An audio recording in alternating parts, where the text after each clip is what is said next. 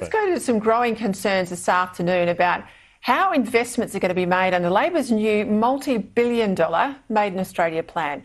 Today's announcement that $1 billion will be invested in a US-based quantum computing company has done little to ease concerns. The joint funding from the federal and Queensland governments to build a so-called fault-tolerant, commercially useful quantum computer in Brisbane has raised a lot of questions. Joining me now to discuss this, Shadow Government Services Minister, Paul Fletcher. Paul, thank you for your time. A lot of secrecy around the selection process to get to the point that this $1 billion from taxpayers was awarded to this company today. There doesn't seem to be a hell of a lot of transparency, and this is a lot of money. Good to be with you, Peter, and that's right. This process has been clouded in secrecy.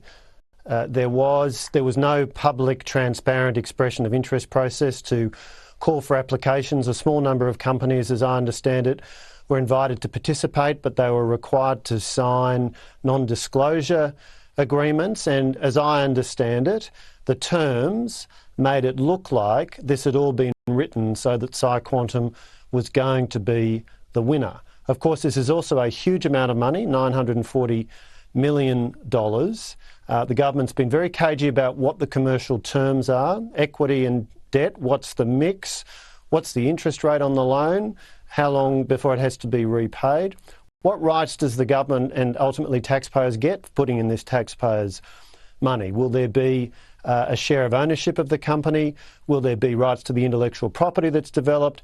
Will there be a share of commercial royalties? None of that has been disclosed, and it's hard to have much confidence that the government, that this Labor government has negotiated in the way that commercial investors would. But I think there's a bigger question. Is it appropriate to risk so much taxpayers' money on a technology that on any view is several years away from being commercialisable?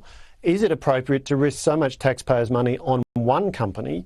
I think those are all questions that taxpayers would be asking right now.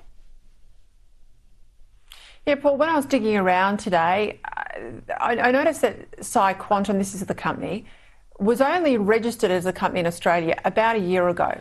And it was only within a week before the national quantum strategy from the government was actually even released. Now, I think it's fair that Labor explains why they chose this particular company. As I said, you know, there are other companies here in Australia. One involves a former Australian of the Year, the quantum physicist Michelle Simons. She's got a company based in Sydney, yet we've gone with this offshore mob that's only just been registered in Australia. Yeah, look, let's be clear. Australia is very competitive globally when it comes to quantum computing. There's great research being done over many years at UNSW, at Sydney University, at ANU, at a number of other universities. There are several companies that are already involved in commercialising technology with people working here in Australia. So an obvious question is, why has the government chosen to allocate this very large amount of money to a company that's not based in Australia, it's based in the US? Yes, some of its founders are Australian. They've been working overseas for many years. Nothing wrong with that. But when you listen to Minister Husic, he seems to be suggesting that bringing Australians home is one of the justifications for this very large investment. I think there's a real question about the impact this might have on market perceptions of all of those other Australian-based quantum computing companies, because the Australian government is effectively saying, well, we've looked across the board and we've chosen PsiQuantum instead of all of the Australian-based companies. Does that do damage to their capacity to raise money? A number of those companies have raised significant money in the private marketplace, in the commercial marketplace, and are making very solid progress. So I think there is a non-trivial risk that this actually does damage to a number of well-developed, locally based quantum computing companies. What concerns me, Paul, this program, and this was discussed with Ross Greenwood last week, this Made in Australia, Future Australia program, he picked up a green alumina company that got a $400 million grant in recent days. He said that prior to receiving that grant, Last year, the company had only booked $25,000 in revenue. Like this one, very new, startup based, again like this, all these non-disclosure agreements, commercial in confidence when you ask questions. Surely taxpayers are owed more transparency here. Absolutely, and the Coalition is very concerned at the way that the Albanese government is splashing around taxpayers' money, and as you rightly say, a complete lack of process. If this was a private sector venture capital company, they would have to be accountable to investors. They'd have to disclose a lot of information, but at least you would have the confidence that there were people involved in making these investment decisions who have some experience in doing this.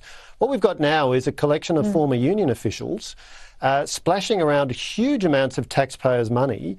And what we know is that Minister Husic visited PsiQuantum in Silicon Valley in both late 2022 and early 2023, and subsequent to that point, a process got underway within his department. The indications are that it was not a public or transparent process. In fact, we know that. But the indications also are, as I understand it, there was significant disquiet expressed from a range of sources across government that were asked to provide advice.